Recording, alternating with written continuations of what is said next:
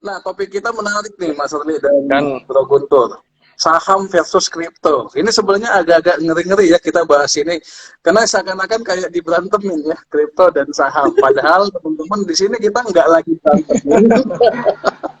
Tapi sedang mencari apa sih perbedaannya. Kemudian sebenarnya eh, untuk orang mana sih yang cocok untuk trading kripto dan trading saham. Jadi live IG ini tujuannya untuk membantu teman-teman semuanya menentukan sikap. Kira-kira saya cocok yang mana nih di kripto atau di saham. Nah, teman-teman bukan berarti karena kami ini Mas Erli dan saya dari IDX dari Bursa Efek Indonesia kita nggak kita bakalan bahas yang apa yang negatif semua dari kripto enggak. Justru di sini kita bahas apa kelebihannya, apa kekurangannya dari kedua jenis apa ya komoditi ini. Karena teman-teman saham itu komoditi. bukan cuman tempat untuk investasi, tapi juga bisa jadi komoditi trading ya. Nah, kalau kripto, nah tentu saja udah jelas gitu ya sebagai komoditi trading. Nah, seperti apa sebenarnya perbedaannya dan saat ini kita bakalan bahas dengan Mas Erli dan juga Bro Guntur. Nah, Mas Erli ini punya pengalaman nih, teman-teman semuanya ya, pengamat pasar, pengamat pasar di pasar saham dan di pasar kripto. Dan Bro Guntur ini praktisi dan cukup rutin juga ya, cukup aktif ya. Kedua-duanya. Kedua-duanya. Dua-duanya aktif. Jadi Di grup nggak salah kita WA. ngundang tamu nih ya. Jadi udah sangat aktif nih Bro Guntur, jadi bisa cerita banyak di dua sisi sebenarnya seperti apa. Nah, mulai mungkin dari pengertiannya dulu nih. Sebenarnya kalau saham ini sebelum kita ke kripto ya teman-teman semua ya, kita bakalan bahas saham dulu nih. Kalau dari Mas Arli sendiri, sebenarnya saham itu apa sih Mas? Baik, sederhananya saham itu tempat kita cari uang. Sesimpel itu gitu. Enggak ya. Saham itu bukti Bapak Ibu punya perusahaan. Nah, kalau kita punya perusahaan, kita bisa mencari dua peluang keuntungan. Yang pertama, capital gain dengan menjual kembali saham yang telah kita miliki ketika harganya naik.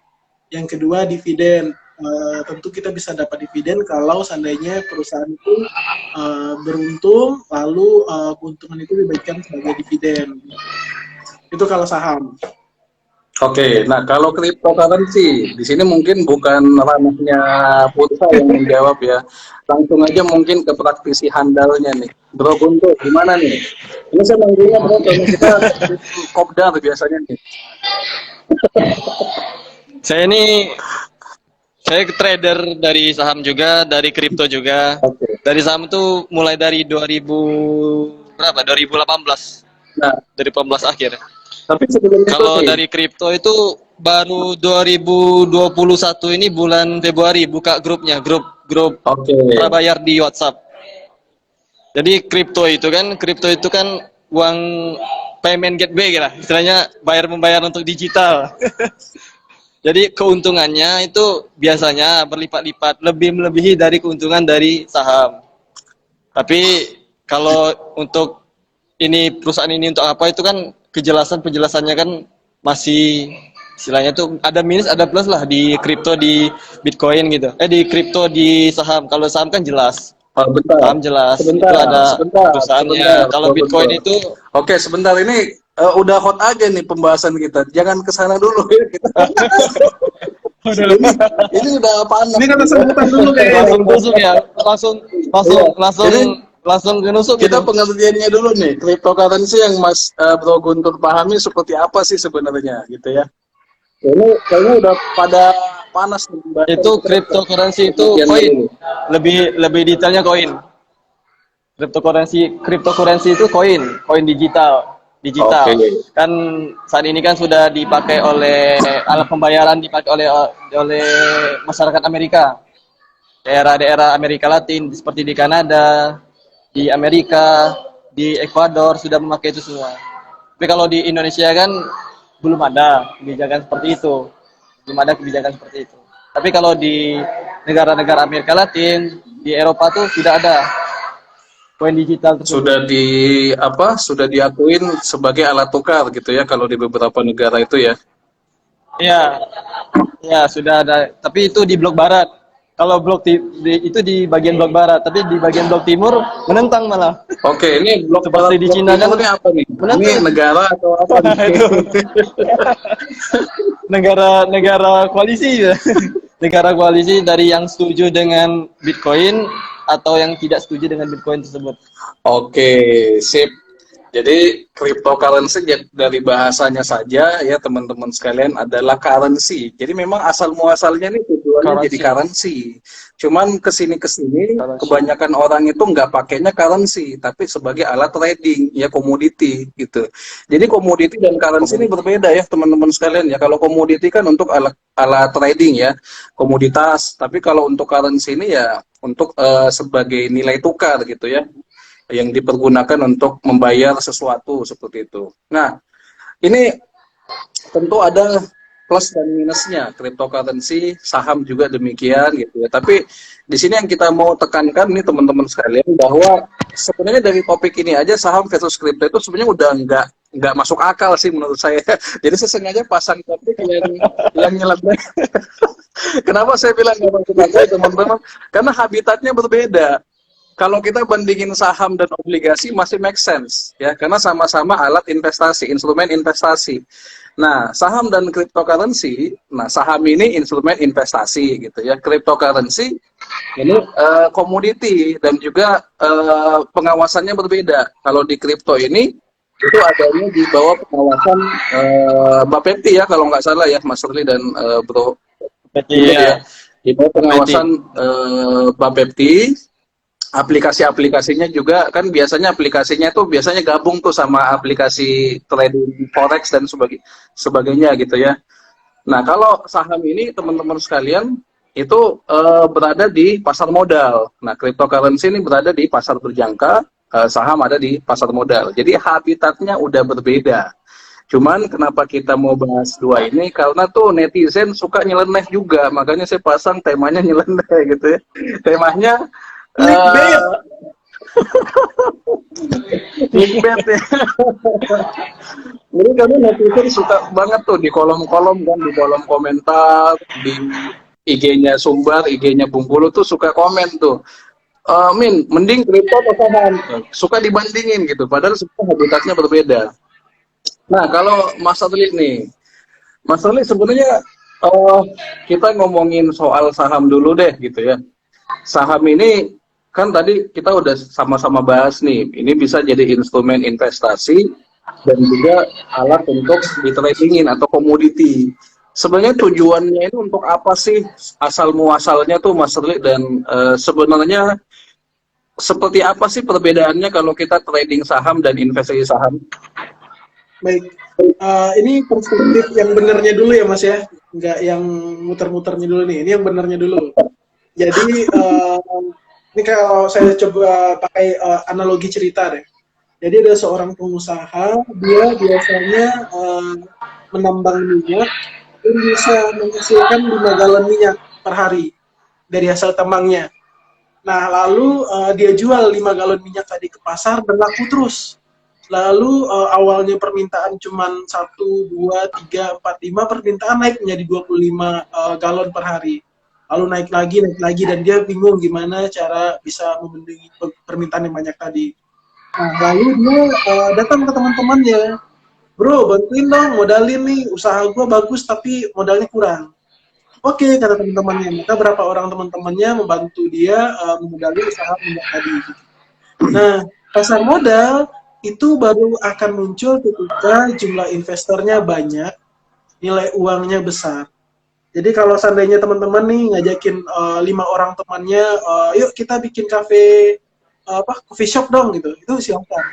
Tapi kalau teman-teman sudah bikin promo di koran gitu, kita mencari 30.000 investor baru, masing-masing modal 10 juta misalnya, nominal dana itu kumpul lebih dari 10 miliar dan seterusnya, maka itu harus melalui skema pasar modal. Jadi perusahaan yang mau masuk ke menawarkan sahamnya ke masyarakat tadi harus dicek dulu perintilan-perintilannya oleh OJK.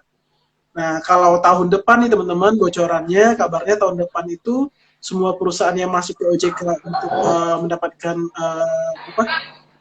mendapatkan pendanaan dari publik tadi berupa saham itu juga tercatat di bursa tahun depan. Jadi nggak ada lagi tuh perusahaan yang dia go public katanya tapi nggak tercatat di bursa. Tahun depan rencana seperti itu. Nah, jadi itulah kunci pasar modal tadi. Pasar modal itu bisa jalan kalau seandainya si pengusaha minyak tadi beneran dia menjual menjual cerita yang bagus mengenai prospek bisnisnya. Dan investor yang benar juga seharusnya membeli cerita yang bagus tadi, bukan sekedar menebak saja. Ini seharusnya seperti itu. Tapi realitanya, ini ada buku bagus juga nih Mas, How the Stock Market Really Works. Di bab pertamanya itu mengenai gorilla investor. Di sini dibilang sebagai seorang investor, private investor lah gitu ya, kita investor kecil-kecilan ini lah, kita itu nggak perlu justify kayak harus melaporkan kayak ke board director misalnya, Pak uangnya saya putar ke sini ya, kita nggak perlu gitu. Jadi kita kalau beli saham yang nggak bagus pun juga silahkan aja. Nah, disinilah kaitannya nanti dengan saham dan cryptocurrency dan lainnya nih Mas. Saya pribadi percaya bahwa jangankan saham, investasi dan jenisnya, setiap ide itu pasti hampir selalu ya punya pasar. Jadi setiap ide itu punya pasarnya sendiri gitu. Jadi jangankan cryptocurrency, kalau sekarang kita beberapa tahun terakhir heboh dengan cryptocurrency, mungkin di masa depan akan ada hal-hal yang bikin kita lebih takjub lagi gitu. Hah? Ada ya barang kayak gini nanti gitu. Jadi saya rasa tidak pada tempatnya kalau teman-teman sobat IDX kalian apa istilahnya itu ya, menyalahkan pihak A yang berinvestasi di investasi A atau memuji investasi B dan seterusnya. Karena sebenarnya kita sebagai investor retail ya itu suka-sukanya kita. Duit kita yang akan untung kita, yang akan rugi kita tidak harus melapor ke siapapun. Jadi ya kita menanggung risiko masing-masing aja. Jadi saya pribadi nih Mas, saya tidak melarang orang untuk beli cryptocurrency, Bitcoin atau apapun, silakan aja. Toh risiko mereka tanggung sendiri-sendiri. Itu kalau dari saya Mas. Oh ya, ini sebelum lupa nih, kita dari IDX Sumbar ada 3 top up pulsa Mas, 25.000 bagi penanya terbaik. Jadi silakan sobat IDX diskusi di sini. Nanya-nanya, nanti yang menang Mas Bayu infoin ke saya, ntar kita kirimkan pulsa ke teman-teman. Oke. Ini apa tadi door prize-nya Mas? Kuis atau penanya terbaik nih? Penanya terbaik aja. Penanya terbaik. Kalau Mas Bayu ntar kuis lah. Jadi bisa 6 hadiahnya kan. Tadinya saya pikir Mas Adli mau ngasih buku yang tadi sebagai door prize-nya nih teman-teman. Ternyata pulsa ya. Oke. Buku ini harganya dulu 550.000, mungkin sekarang 2 juta. Oh oke. Mungkin soft copy-nya aja Mas, nggak apa-apa. Ya, jadi biar lebih Oke teman-teman, tadi kalau dari IDX Sumbar penanya terbaik 3 orang, ya. Kalau dari IDX Bengkulu yang bisa jawab kuis 3 orang. Jadi 6 orang ya bakalan. Jangan pertanyaannya nama-nama ikan ya. Oke, ini berkah malam Sabtu ya. Jadi berkahnya ini bukan cuma yang sudah punya pacar, yang jomblo juga bisa dapat kebagian ya berkahnya. Oke. Ini kita santai. Bisa dipakai buat video call sama pacar orang minggu depan. Oke. Pacar orang. Nah, ini kita ke Bro Guntur nih. Bro, kan dirimu nih udah mulai aktif ya di trading kripto gitu, yang sebelumnya suka trading saham. Tapi sekarang kan masih aktif di dua-duanya ya, trading saham, trading Dua-duanya. Ya.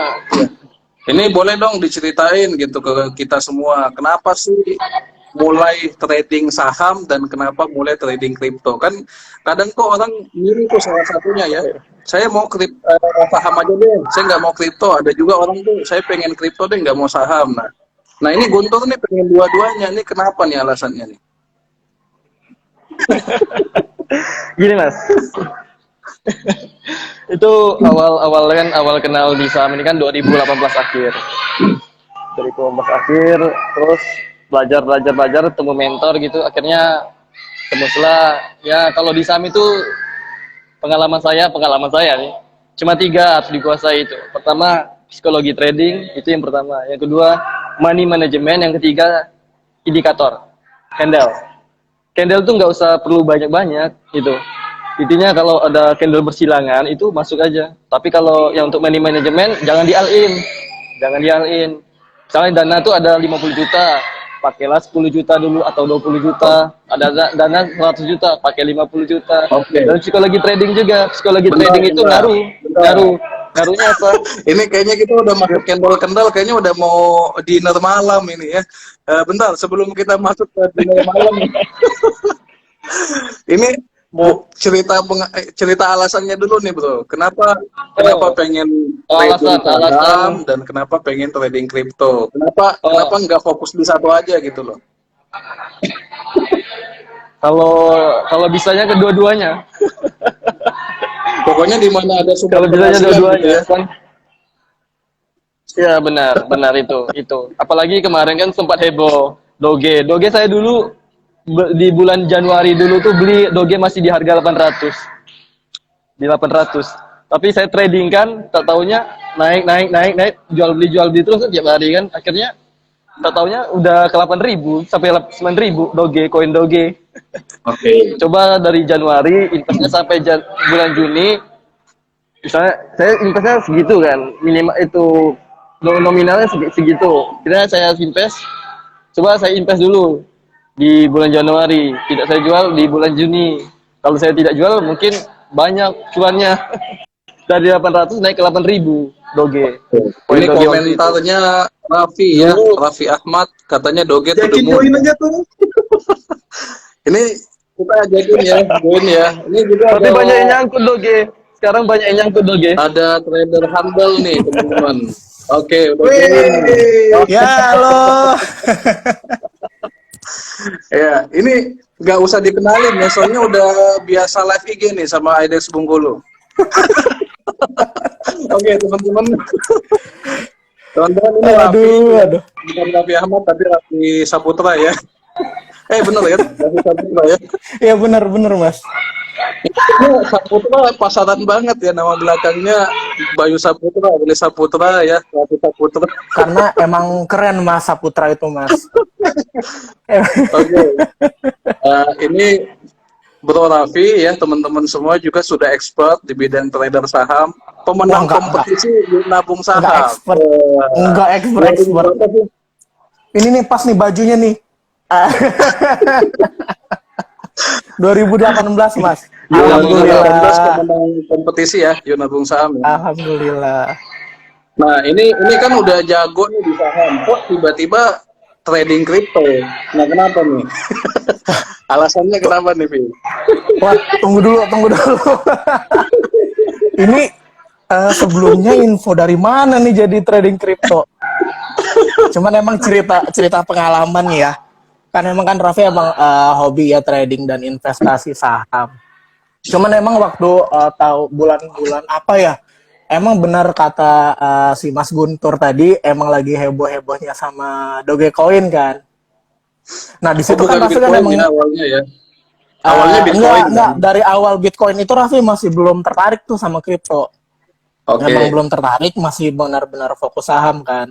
Jadi waktu ngelihat orang heboh sama Dogecoin, wah ini kayaknya apa sih gitu kan, kripto ini apa sih gitu. Ya namanya pengen coba-coba nih ya, jadi ikutan. Nah awalnya kemarin itu tertarik, sebenarnya sih karena enaknya itu karena kita bisa 24 jam. Jadi kita bisa 24 jam transaksi di sini kan, di cryptocurrency. Kemarin tuh Raffi daftar jadinya trading tuh.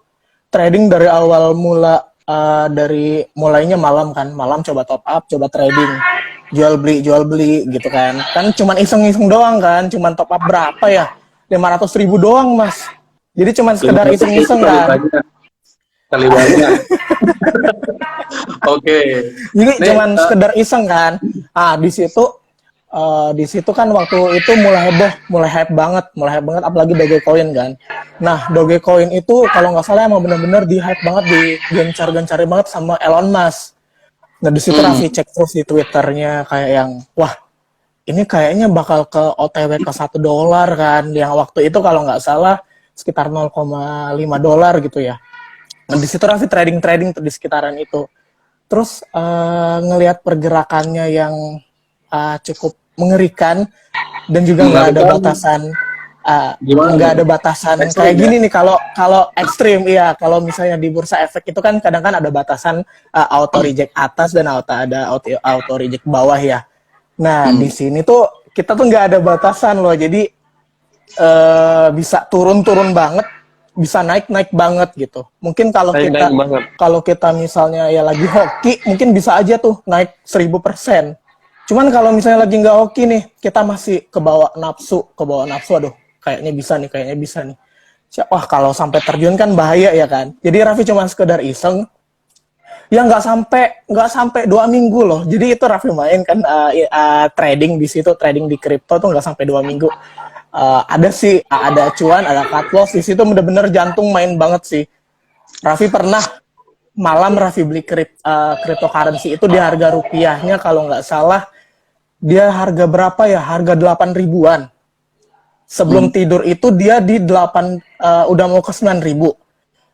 Tidur bangunnya wah gila jadi 7 ribuan gitu kan. Waduh nggak bener gitu kan. Nggak bener. Cuman kemarin sempat naik paling tingginya ke rupiahnya 12 ribu deh kalau gitu. Di situ tapi Raffi nggak hold lagi. Di situ naik sekitar 100 poin jual. Terus beli lagi. Di sini makin nyoba. Wah, ini kayaknya butuh jantung kuat kalau di cryptocurrency ini. Jadi di situ Raffi mundur alon-alon, ya udahlah ya, di sini paling nggak kita coba dulu cari tahu ini gimana sih sistematikanya kripto. Ya sebenarnya kalau emang untuk orang yang emang tertarik di bidang kripto sebenarnya nggak masalah ya kalau dia emang tertarik kayak gitu. Di sini juga bisa 24 jam, 1 minggu juga bisa kita tradingin kan. Bentar, Vi. Ini kayaknya udah mulai menjurus banget ini. Oke, Vi. Ini pengalamanmu nih, Vi. Kan sudah pernah nyobain trading saham dan sekarang juga aktif trading kripto gitu ya. Sama-sama aktif gitu kan. Paling ruginya yang mana? Paling rugi. Betul, perbedaannya. Yang paling dirasa beda banget tuh apa nih kalau dari Raffi? Yang dirasa beda banget, yang pertama tadi kita tuh nggak ada pembatasnya gitu loh. Jadi kita beli. Jadi kita tuh nggak ada batasnya di sini tuh hari ini pun bisa jeblok sampai jatuh banget dan bisa naik banget. Nah ini menurut Raffi high risk, tapi kan high return juga tuh. Jadi emang benar-benar resiko tinggi, tapi juga bisa kemungkinan kita dapat keuntungan yang tinggi. Di sini tuh benar-benar yang emang buat orang yang suka dengan tantangan penuh resiko nih kayaknya bagus. Cuman kalau menurut Raffi sendiri, Raffi kurang berani gitu untuk terjun di sini. Sedangkan trading saham tuh lebih ya. apa gimana? Ini udah sering nyoba ya. Harus kuat mental. Iya sih, cuman karena emang kalau yang pergerakannya emang cepet ini emang mengasah mental sih. Oke. Apalagi nih, Vi, atau Bro Guntur boleh nambahin kalau mau nih. Kira-kira paling dirasa beda sama kripto. Kalau kita ngomongin trading ya, bukan invest ya. Enak kalau di kripto itu enak scalpingnya. Enak scalping di kripto. Karena 24 jam. Ini scalping apa? Ya, enak scalping di sana. Yang lain mungkin 24 belum jam. kenal ya scalping itu apaan gitu. Jadi lebih ke ngarah ke candle-nya. Cari cuan.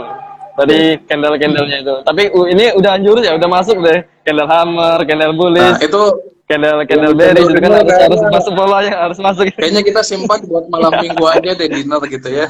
Ini hari ini kayaknya kita bahas yang bukan candle aja dulu nih. Oke, berarti yang dirasa tadi jadi kalau di mental yang utama. Lebih menurut mental itu utama Mas Bayu. Menurut Bro Guntur nih kira-kira butuh mental kuat mana nih di trading saham atau trading kripto? Kripto. Oke. Nah, kripto. Mas kita ke Mas Arli lagi nih ya. Ini mumpung ada pakar pengamat pasar kita gitu ya, Mas Arli. Mas, ini kan teman-teman pasti udah tahu semua ya bahwa saham itu kan saat ini itu di sudah ada regulasinya ya, baik di Bursa Efek Indonesia ataukah nanti diawasin juga oleh OJK. Sedangkan kalau cryptocurrency kan di Indonesia sendiri ini belum ada regulasi khusus gitu ya, dan juga belum merata diakuin sebagai currency gitu ya. Di beberapa negara juga masih ada yang pro, ada juga yang kontra. Bahkan setahu saya ini, mungkin nanti mohon dikoreksi ya teman-teman, setahu saya belum ada yang betul-betul satu institusi atau regulator yang memang menaungi dari cryptocurrency ini gitu ya. Kayak rupiah misalnya kan ada Bank Indonesia, tapi kalau cryptocurrency kan belum ada gitu ya teman-teman sekalian. Selayaknya kalau di saham ada Bursa Efek, ada OJK gitu ya yang membuat regulasinya gitu. Nah, kalau di saham ya, Mas Ri kan ada ARA, ada ARB gitu ya. Biasanya kenapa sih saham itu naik turun nih, kalau pandangan dari Mas Ri kenapa naik turun, dan seperti apa sih mekanisme perdagangan saham gitu Mas? Baik, kalau jawaban yang benernya, ini jawaban yang benernya ya, harga saham itu naik turun dalam jangka pendek itu karena permintaan dan penawaran. Jadi semakin banyak orang yang menginginkan sebuah saham, maka biasanya harga saham akan naik. Tapi kalau lebih banyak orang yang mau menjual, biasanya harga akan turun. Nah, faktor ini kalau di sebuah teori yang Kanslim beberapa kali sudah pernah kita bahas ya, biasanya ada 3 hal utama yang menyebabkan sebuah perusahaan harga sahamnya bisa naik. Katalis tapi ini ya, yang pertama adalah adanya new product, new service, dan new management. Jadi ini agak bertentangan dengan konsep yang umum. Kalau di konsep yang umum kan perusahaan bagus, harga akan naik. Tapi di konsep Kanslim ini, CA-nya memang lebih ke arah fundamental, tapi pada N-nya, new product, new service, new management, ini yang menjadi katalis positif harga saham itu bisa naik. Jadi paling ringkas nih bagi Sobat IDX yang mau membeli saham, mungkin bisa dicek dulu apakah saham tadi memiliki 3 hal tadi. Ada new product nggak, ada new service nggak, ada satu lagi, new product, new service, new management. Jadi kalau ada misalnya akuisisi, atau misalnya ada ada digitalisasi dan jenisnya, itu mungkin bisa katalis untuk harga sahamnya naik. Oke, itu yang benernya. Biasanya ada setelah yang benernya nih Mas. Mungkin ada analoginya atau apa nih? Baik, di peraturannya OJK itu kan dilarang sebenarnya ada yang namanya manipulasi pasar.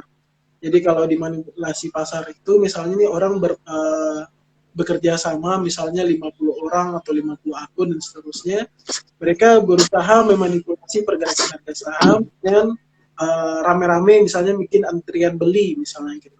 Sehingga menarik bagi investor retail bahwa wah ini saham lagi bagus nih, kita masuk bareng-bareng gitu. Nah, itu juga bisa menggerakkan harga saham. Nah, di pasar modal Indonesia ada sistem namanya SMART. Jadi ini adalah sistem yang digunakan untuk melihat apakah ada indikasi manipulasi pasar atau tidak. Nah, cuman pada realitanya sistem ini tidak diumumkan ke publik setahu saya. Jadi kalau ada orang yang dipanggil misalnya atau seperti apa, itu yang tahu pada akhirnya cuma OJK. OJK setahu saya tidak, pada dasarnya umumnya ya, itu tidak mempublish ke masyarakat secara umum siapa aja yang dipanggil. Gitu. Kecuali si masyarakatnya tadi yang foto yang surat panggilan terus diupload di Facebook. Wah, gue dipanggil nih, dituduh goreng saham atau apa katanya gitu. Itu menyebabkan harga saham itu bisa naik ataupun turun. Oke, jadi teman-teman sebenarnya kalau di istilah Bursa Efek itu nggak ada goreng-menggoreng saham ya teman-teman sekalian. Itu bahasa pasar gitu ya. Itu pun juga ya semuanya by mekanisme pasar. Harga saham bisa naik ya logikanya karena permintaannya meningkat gitu ya.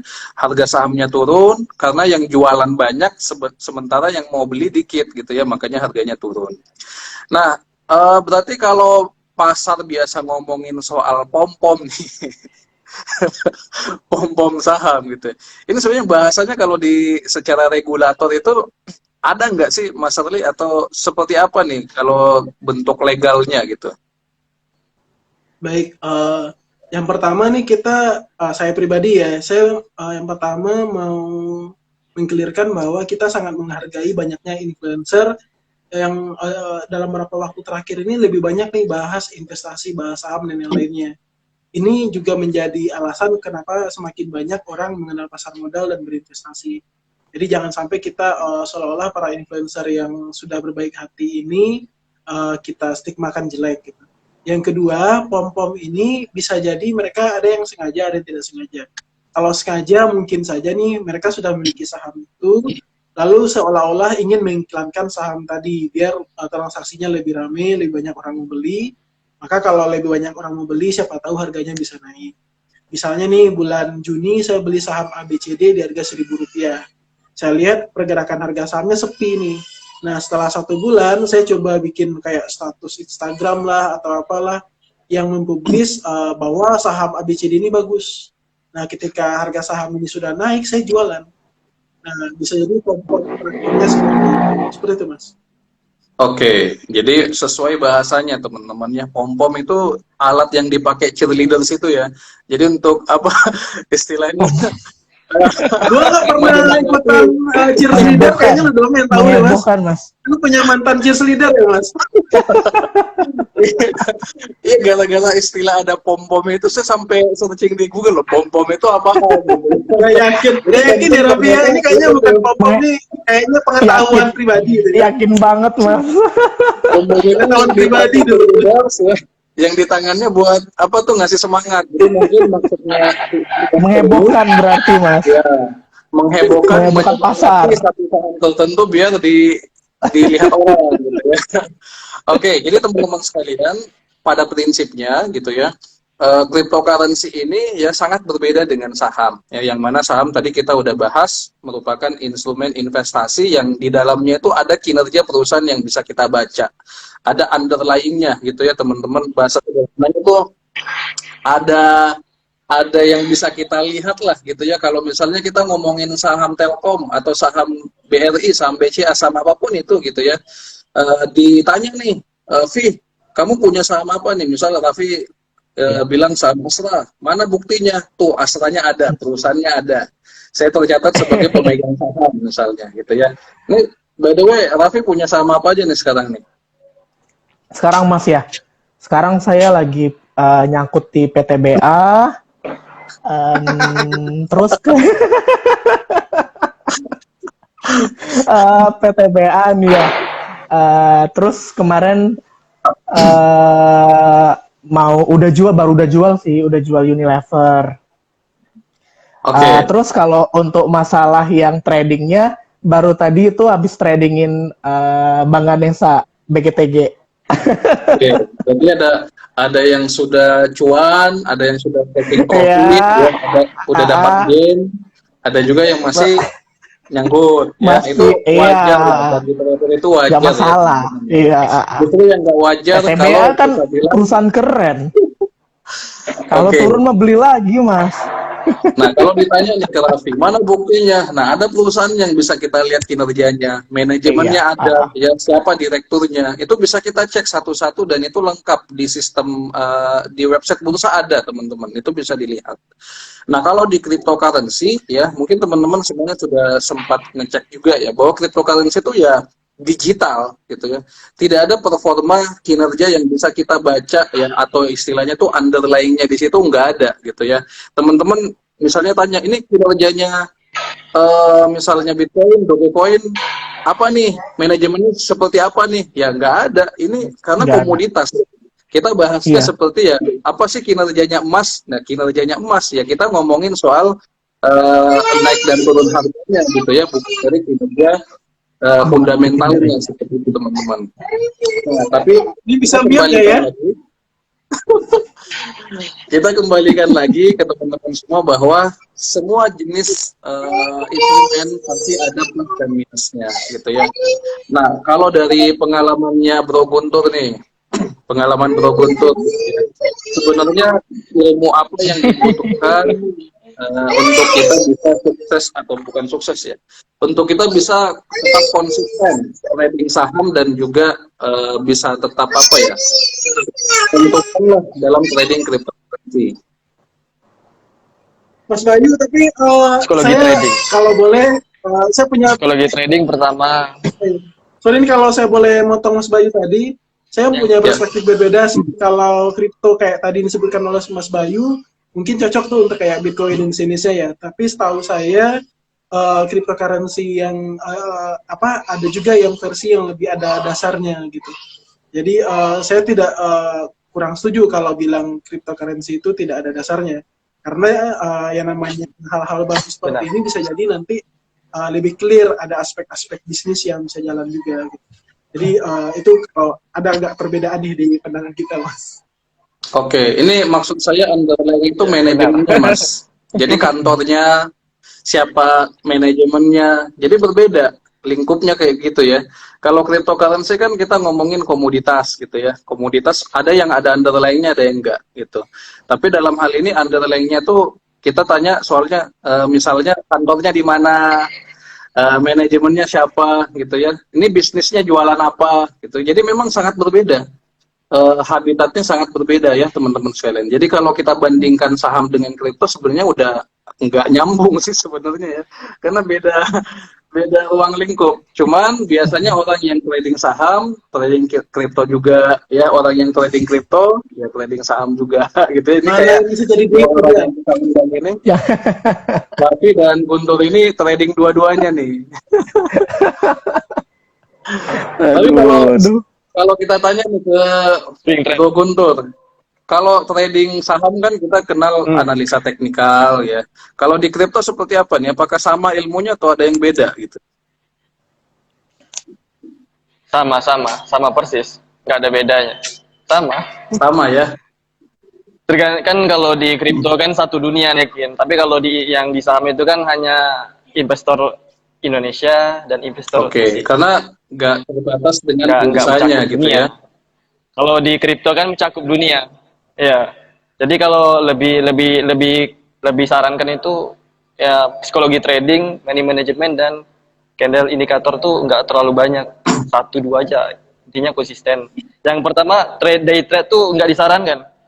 Awal-awalnya pengalaman juga day trade banyak kan loss, tapi seiring berjalannya waktu itu pola yang paling enak tuh swing trade. Jadi ngambilnya dari bawah, jualnya 2 hari, 3 hari, 5 hari kemudian, seminggu kemudian itu paling enak itu swing trade. Jadi nggak cuma saham ya, nggak cuma saham yang bisa di swing trade ya, kripto juga bisa ya. Iya. Kalau di kripto pun kita harus ini juga apa tuh untuk invest. Kripto itu untuk invest cocok juga, dicicil, sistem cicil kalau di kripto enaknya. Dicicil. Kalau di saham itu sistem swing enaknya. Swing sama aja sih sebenarnya. Tapi kalau mau tradingnya, kalau lebih aman trading di saham aja. Tapi pakai pola swing trade. Jangan day trade itu lebih ke kalau di kripto ada semacam analisa saya, fundamental atau sejenisnya gitu kayak di saham. Iya, ada RSI, ada stochastic, ada MACD, ada semua sama. Teknikal ya. Lebih dipergunakan malah. Semua yang ada lebih digunakan. Bisa dibikin, moving average bisa dibikin. Ya, ini semua mau jual beli beras juga bisa ya. Kan dulu juga beras bisa. Jual beli cabai juga ini bisa. Kalau boleh saya nanya nih, Mas Bayu boleh saya nanya nggak? Ya. Mas Bayu boleh saya nanya? Boleh ya? Boleh. Ini buat Raffi sama Mas Guntur nih. Saya dulu Oktober 2013 itu sudah ditawarkan oleh teman saya yang alumni dari China beli Bitcoin. Waktu itu Oktober harganya 196. Sekarang 40.000. Andai teman-teman jadi saya di bulan Oktober tahun 2013, apa yang teman-teman lakukan? Ini teman-teman saya yang lain yang sama dari Padang udah banyak yang beli Bitcoin waktu itu, tapi saya enggak ini karena kan perspektifnya kan saya dulu ini apa nih nggak jelas, nggak syariah atau apa yang menurut saya gitu ya. Tapi saya nggak beli tuh waktu itu 196. Nah kalau andainya Raffi waktu itu 2013 diajakin oleh seorang teman yang dia punya license keuangannya itu bukan cuma untuk Indonesia tapi untuk Commonwealth se-dunia. Jadi kayak di Inggris dia bisa kerja di keuangan, di negara lain yang Commonwealth juga bisa kerja keuangan. Terus dia ngajakin beli Bitcoin di Oktober 2013. Apa yang Raffi sama Guntur lakukan? Sekarang. Ajar aja. Sekarang. Kenapa?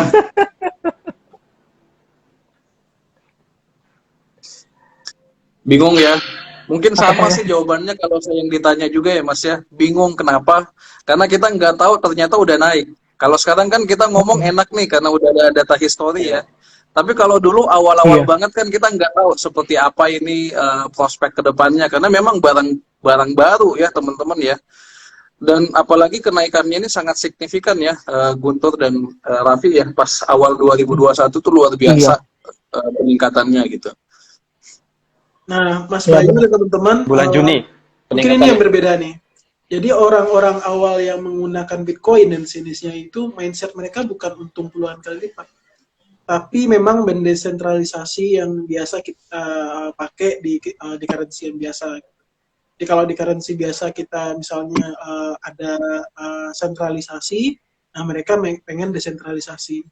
Jadi pantas teman-teman nggak untung banyak dari kripto, karena teman-teman cari trading di sana.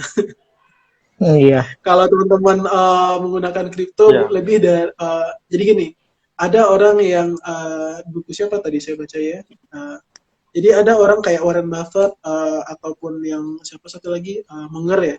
Dia itu mengelola Berkshire Hathaway bukan untuk untung pribadi, tapi ingin punya purpose, punya tujuan untuk kesejahteraan bersama. Nah, saya menyarankan nih bagi teman-teman, apakah teman-teman investor saham ataupun trader saham ataupun Bitcoin yang lainnya gitu ya. Saya rasa kalau teman-teman memulai suatu investasi tujuannya untuk untung, kan kebanyakan dari kita investasi tujuannya untuk keuntungan masa depan. Itu tidak akan bikin kita bahagia berinvestasi di apapun, mau produknya jelas, mau tidak jelas nggak bakalan bahagia. Tapi kalau teman-teman punya tujuan yang jelas, kayak tadi desentralisasi mata uang jenisnya, itu akan memberikan keuntungan besar bagi teman-teman di masa depan. Jadi kalau teman-teman memulai lihat Bitcoin dan jenisnya dari chart, menurut saya kurang pas. Karena ini bukanlah barang masa kini, tapi ini adalah barang masa depan. Bisa jadi sekarang nih kita ada yang mungkin tidak setuju Bitcoin dan jenisnya itu nggak bagus dan jenisnya. Bisa jadi di masa depan akan ada bentuk cryptocurrency lain yang justru kita pakai. Saya pernah dengar podcastnya Pak Poltak waktu itu di Teach Me kalau nggak salah di Spotify. Di Spotify kalau nggak salah waktu itu. Intinya adalah bisa nih sebenarnya kayak sapi gitu ya. Sapi kita pecah aja jadi kayak ada kriptonya gitu. Jadi koin berbasis sapi. Jadi kita bantuin petani-petani itu dengan modal underlying-nya sapi, tapi kita menjadikan koin gitu. Atau kita pengen menikmati Raja Ampat dengan kapal-kapal yang lebih banyak. Ya udah kita modalin kapal-kapal tadi, tapi bentuk kepemilikannya kayak saham, tapi namanya kayak koin. Gitu.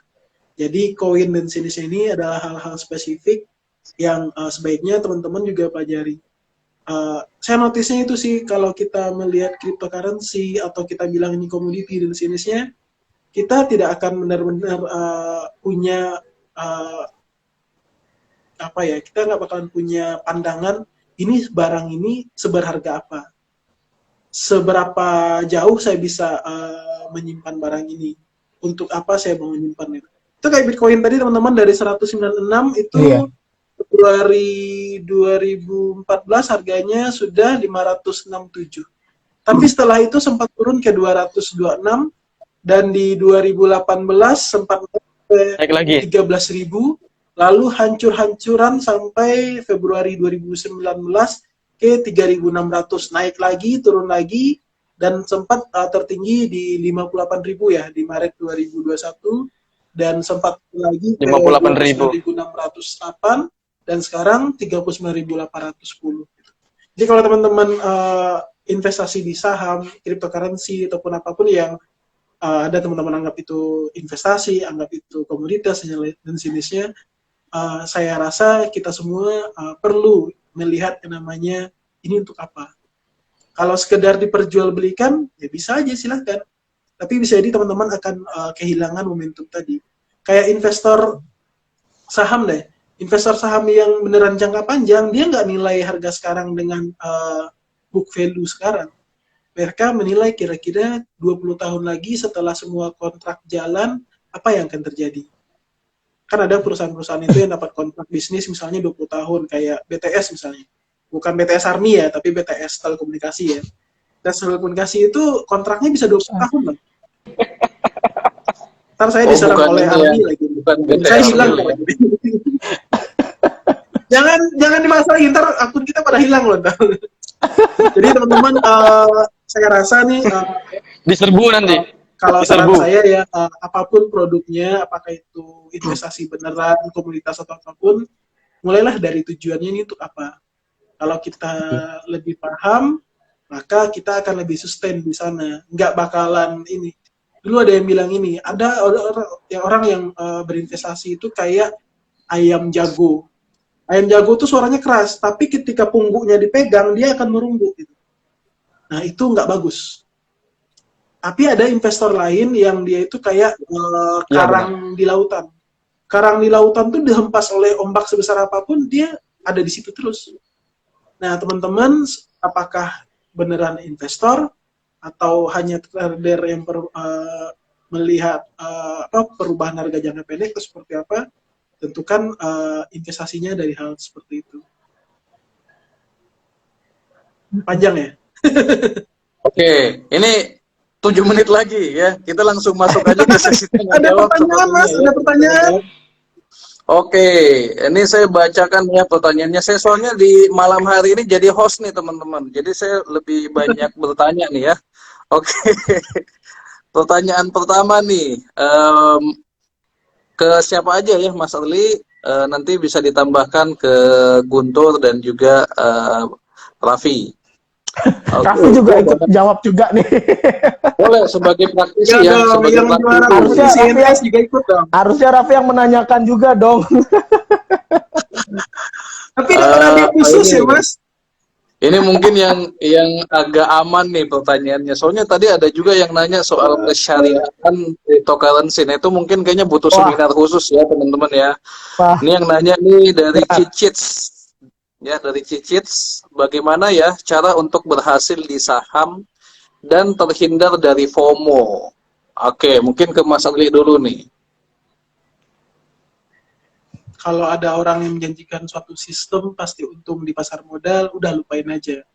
Karena suatu cara investasi yang cocok itu harus kita pelajari dan kita ambil risikonya.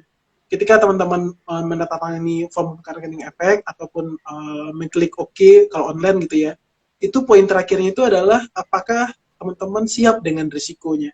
Salah satu risikonya itu adalah perusahaannya bangkrut. Siap, ya udah tanda tangan, silakan jadi investor gitu. Jadi kalau ada suatu sistem yang pasti untung enggak, cuman secara historis yang dilakukan oleh William O'Neill itu terkenal banget, CanSlim, CANSLIM. Jadi silahkan teman-teman cari aja di Google tuh CanSlim, itu banyak banget yang bahas. Intinya adalah ini metode yang 3 tahun bikin dia juara dunia gitu. Jadi intinya adalah C, quarterly, perusahaan itu memang bertumbuh, A, annually, memang perusahaan itu bertumbuh, N, new product, new service, new management. SLIM yang berikut itu baru lebih kepada kayak technical analisisnya gitu. Jadi teman-teman kalau ada yang pengen kayak si juara dunia tadi, mungkin ada yang cocok dengan cara CanSlim tadi. Jadi bukan fokus pada perusahaan yang berapa tahun terakhir untung terus, tapi pada perusahaan-perusahaan yang memiliki 3 faktor N tadi gitu. Kayak yang kita alami sekarang lah, berapa perbankan yang naik sekarang itu kan karena ada isu new service kan, digitalisasi. Atau ada perusahaan-perusahaan yang harga sahamnya naik tinggi karena ada berita akuisisi misalnya. Jadi kalau teman-teman merasa itu memang katalis positif yang bagus, ya silahkan masuk di bawah. Kalau udah tinggi gimana mau masuk juga ya silahkan aja. Tapi kalau kebagian cuci piring jangan salahkan yang ngasih analisa. Itu mungkin jawaban dari saya, Mas. Cuci piring. Nah ini ada lagi nih berikutnya dari Jok ya, ini nama akun IG-nya Jok, cukup unik ya. Ini bagaimana cara mengatasi fear? Tadi udah kita bahas soal FOMO nih. Ini fear dalam trading saham ataupun kripto. Oke, nah mungkin langsung ke praktisi nih. Kan Bro Guntur dan Raffi ini udah mengalami ya, namanya manajemen fear gitu. Pada saat trading saham dan kripto. Seperti apa nih kalian manajemen psikologinya biar nggak begitu terlalu apa ya, takut ya terhadap kerugian dan sebagainya. Oke, dari mana? Dari Siapa Bro nih? Guntur dulu kan ya? Oh, ya, siap. Jadi kalau utamanya tuh ya 3 hal dulu. Pertama psikologi trading, psikologinya yang kita atur. Jangan cemas, bawa santai. Pertama, kalau kita udah masuknya pas, di daerahnya pas, di candlenya pas, masuk ya masuk. Yang kedua money management, jangan di all in. Kan banyak kan orang kan berharap itu cepat naik. Taunya ARB kan berjilid-jilid. Kalau di kripto itu nggak ada batasnya. Jadi takutnya itu ya money management lah itu jangan dialinkan. Yang kedua, yang ketiganya ya itu candle candle posisi kita masuk itu lebih dalam lagi kalau memahami candle itu. Apalagi kan kita belinya itu kan di waktu yang pas, di waktu jangan di waktu yang tidak pas beli koin-koin tersebut, walaupun itu di saham lebih enak lah. Kalau saya sarani pribadi saya itu lebih baik kita trading swing di saham dan koin di kripto, itu aja. Trading di saham, cicil koin di kripto, udah itu aja. Karena prediksi saya sama teman-teman luar lah, kripto bakal ke 1,5 M itu 2 tahun lagi, 1 atau 2 tahun lagi, kalau nggak ada selesai pandemi ya, di Indonesia maupun di dunia maupun di Indonesia. Kalau IHSG prediksi saya sudah ke 7.000, akan ke 7.000, bukan sudah, akan ke 7.000 itu setahun atau 2 tahun lagi. Tapi dengan catatan pandemi selesai, itu aja. Oke, tambahan dari Raffi ada? Tapi Ya, gimana? Sorry nih. 2 menit tapi lagi instrumen nggak yang berasa, mungkin dipersingkat nih jawabannya. oh ya, Ini takutnya ya dah. tiba-tiba Ya mati nih. Ya, gimana? pilihlah instrumen investasi yang baik menurut hati dan menurut Oke. trade gaya style Baik, trading. teman-teman.